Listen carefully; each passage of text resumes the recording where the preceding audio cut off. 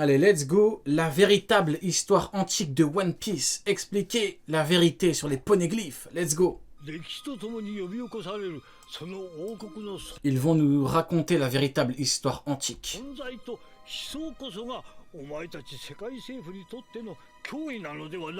Il était une fois, il y a environ 900 ans, un royaume immense et prospère. Situé sur une île isolée, ce pays, magnifique et très puissant, était à la fois craint et respecté par le monde entier, car possédant 3 armes uniques capables de détruire la planète: Pluton, Uranus et Poséidon. T'imagines, t'arrives vraiment à avoir les 3. T'imagines la force de frappe que t'as, même si on parlait de force de frappe.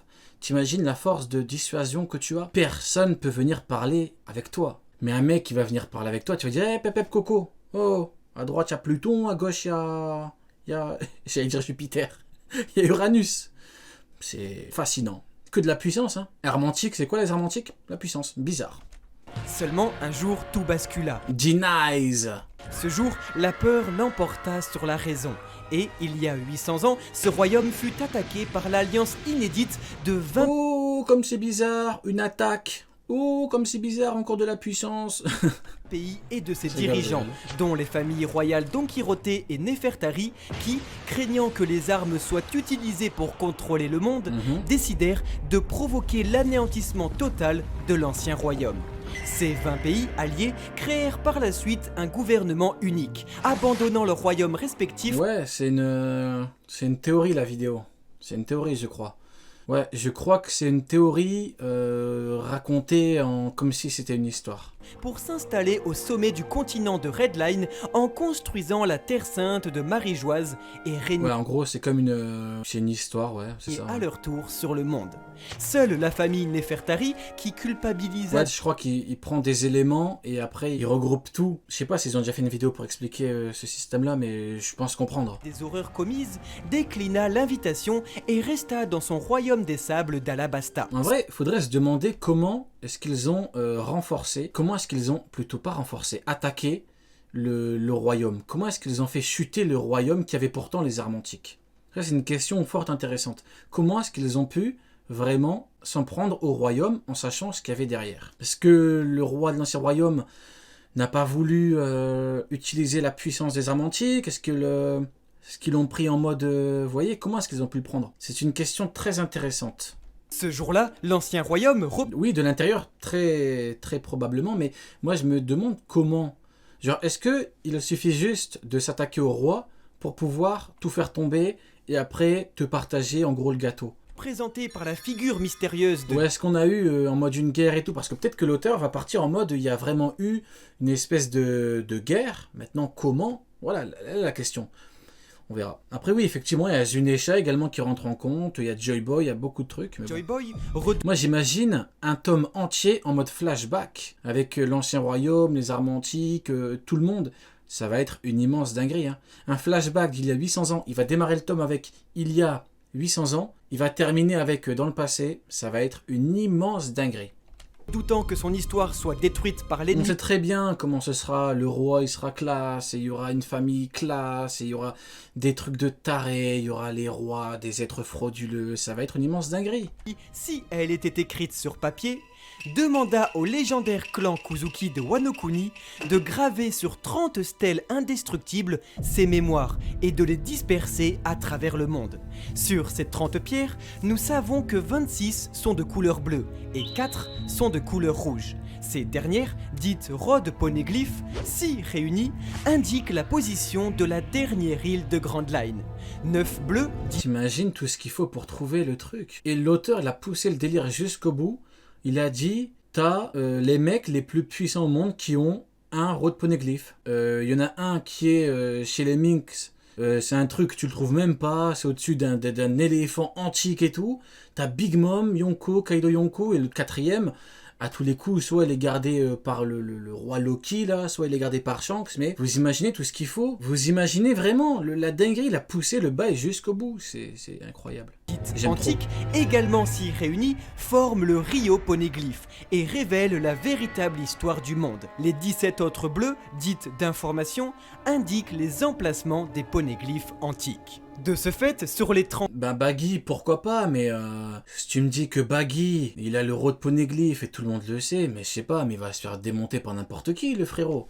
Il y a un bout qui va arriver, bah Barbe Noire en fait. Barbe Noire, il va arriver là-bas, il va le choper par le callback, il va dire qu'est-ce que tu fais toi? À quelle heure t'as un road poneglyph, toi, le clown? Et retourne avec tes semblables, les anglophones. Elle a été gratuite celle-là. Non, il va lui dire, repars avec Gina Eyes et tout là. One Piece, il est pas sur Slubby ici. Hein.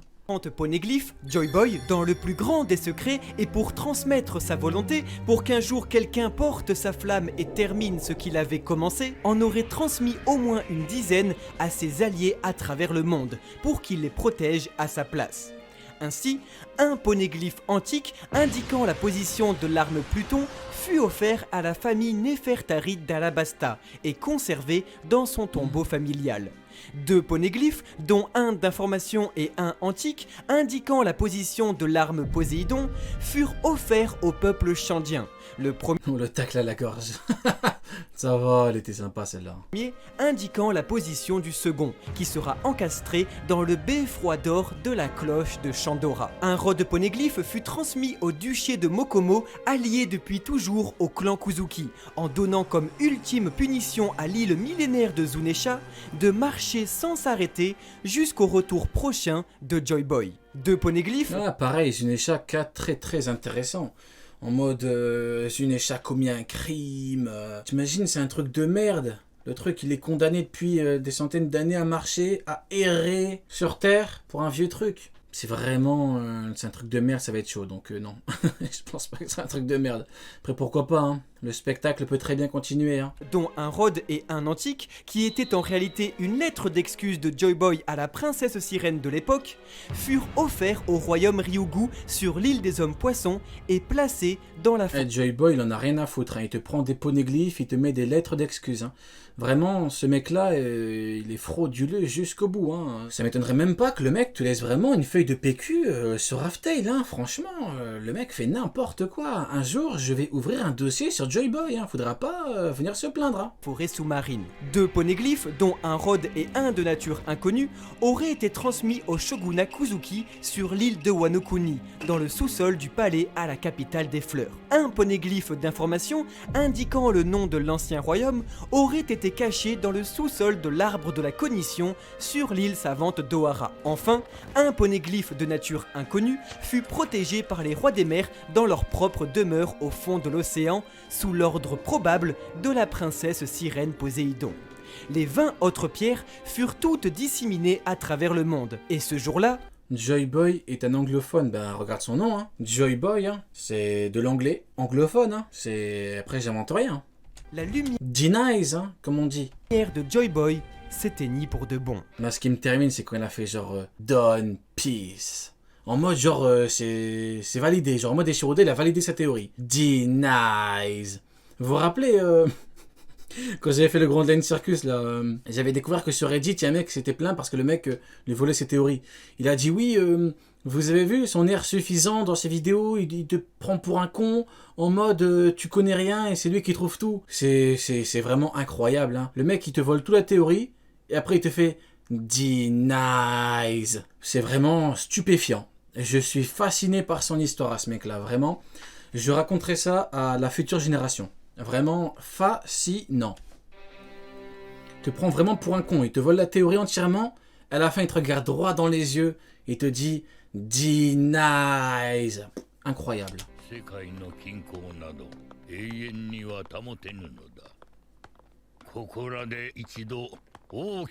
dernier mec qui m'a autant choqué, c'est Zidane en 98. Pas pour les mêmes raisons, mais c'est les deux mecs qui m'ont le plus choqué dans ma vie. Zidane 98, prestation, et notre cher D-Nice, hein, incroyable. Durant un siècle, de moins 800 à moins 700, le gouvernement mondial opéra des purges dans tous les pays, cherchant à protéger la volonté de Joy Boy. Big CC, les mecs du Gorosei. Genre, leur fondement, c'est une... c'est en mode, ils ont attaqué... le truc, et là maintenant ils arrivent, ils se plaignent en mode oui, faut pas nous attaquer, nous représentons la justice. Big C, c'est le Gorosei. Dont les craintes se réalisèrent. En effet, c'est pour... Ton genre de foot préféré Allez, en référence à notre... À notre cher ami qui essaie de me débunker et que j'ai terminé rapidement, Karim Benzema. Attends, c'est incroyable, attends. Le mec, tu lui parles de Sugar et te dit Benzema. Comment ne pas être fan? Pour effacer toute trace de l'ancien royaume, que le gouvernement, fraîchement créé, organisa des autodafés, détruisant publiquement tout livre ou manuscrit historique par le feu. Une méthode de censure visant à faire taire des voix considérées comme dissidentes ou hérétiques et qui menacent l'ordre établi. En d'autres termes, faire disparaître toutes les lumières de ce monde. Mais alors que son plan se déroulait à merveille, le gouvernement mondial et son négationnisme durent se confronter à l'indestructibilité même. En effet, il pouvait réduire au silence ceux qui parlaient et brûler ceux qui servaient à raconter. Mais il ne pouvait pas détruire ce qui était gravé. Les poneglyphes, eux, étaient et seront toujours là, matérialisation même du devoir de mémoire. Indestructible certes, mais écrit dans le... Et non, pas pour Mihawk et pour Magai, parce que dans un databook qui est sorti à l'époque des dinosaures, il est écrit qu'ils peuvent tout trancher. Donc ils peuvent trancher les poneglyphes. Pleurez si vous voulez, c'est écrit, le databook est sorti en l'an -3832. La langue ancienne. Alors, parce qu'ils ne pouvaient pas les détruire, ils tueront tous ceux qui peuvent les lire. De ce fait, la légendaire tribu des Trois Yeux, dont la clairvoyance Et Zeph également, Zeph peut tout transpercer, donc il peut transpercer un poneglyphe. de leur réveil leur permettrait de lire n'importe quelle langue, et donc le langage ancien, aurait été tout simplement massacré. Et seuls certains rescapés furent obligés de vivre cachés toute leur vie. Elle est noire, hein. L'histoire du Grosseil, l'histoire du GM, elle est noire, de chez noir. Que des trucs de fou. Moi, je vous le dis, j'attends le tome. Il va être incroyable. Leur existence même étant effacée de l'histoire. Cette race ne sera plus jamais catégorisée dans aucun livre, manuel ou liste. De plus, il y a 722 ans, la cité de Chandora, autrefois Chandora, D-Nice. prospère, fut totalement saccagée par le gouvernement, qui effectua des autodafés et extermina ses habitants alliés à Joy Boy. Face à la menace, Wano Kuni, forteresse naturelle, dut donc fermer ses frontières pour préserver Ça son me termine ça, forteresse naturelle. Quand le Grosseil dit genre oui, on peut pas attaquer, forteresse naturelle. Mais attendez, je comprends pas. L'amiral Bulbizarre, il est arrivé en volant. Donc, il peut très bien porter lui-même Kizaru, Akainu. Ça fait 3 Yonko, il monte en haut, il gagne facilement. Non, bizarre. C'est très étrange tout ça. Fujitora, il peut voler, non? Il fait même voler un bateau et tout. Pourquoi est-ce que Fujitora fait pas voler un bateau avec tous les mecs les plus puissants? C'est très étrange tout ça. Bizarre. M'aurait-on menti? Je ne sais pas. Bizarre. La marine a 48 Yonko. savoir-faire Parce de que le spectacle doit continuer, les amis. tailleur de poneglyphes transmis de génération en génération dans la famille Kozuki. L'île des hommes poissons, quant à elle, demeura cachée au fond de l'océan. La famille royale Ryugu prit alors l'entière responsabilité de la promesse de Joy Boy, à savoir protéger l'arche antique de Noah. Et cette dernière fut tenue pendant de très nombreuses générations. Avec La marine a besoin des pirates. le temps, la famille Nefertari oublia jusqu'à même l'existence du poneglyphe dans son tombeau royal et continua de se rendre tous les 4 ans au Conseil des rois pour prouver son allégeance au gouvernement. Enfin, l'île d'Ohara, terre de la connaissance depuis 4000 ans, fut censurée. Ces historiens, archéologues et universitaires se verront interdire d'étudier les poneglyphes et sa célèbre bibliothèque millénaire vut nombre de ses livres disparaître. À partir de ce moment-là, une loi fut décrétée, interdisant quiconque de déchiffrer les poneglyphes en prétextant que cela pourrait réveiller les armes antiques et donc détruire le monde. Quiconque cherche à découvrir l'histoire deviendrait désormais un criminel. C'est donc pour effacer la mémoire du monde et pour assassiner la vérité que durant 100 ans, Eh ouais, fallait choper Nico Robin aussi. Ils sont là, ils sont trop bêtes. Fallait mettre toutes les forces nécessaires. Tout le monde, il fallait la chercher partout. Mais non. C'est ça quand on est bête. des populations entières furent exterminées, que la science fut censurée et l'histoire brûlée. C'est ce qu'on appelle le siècle oublié.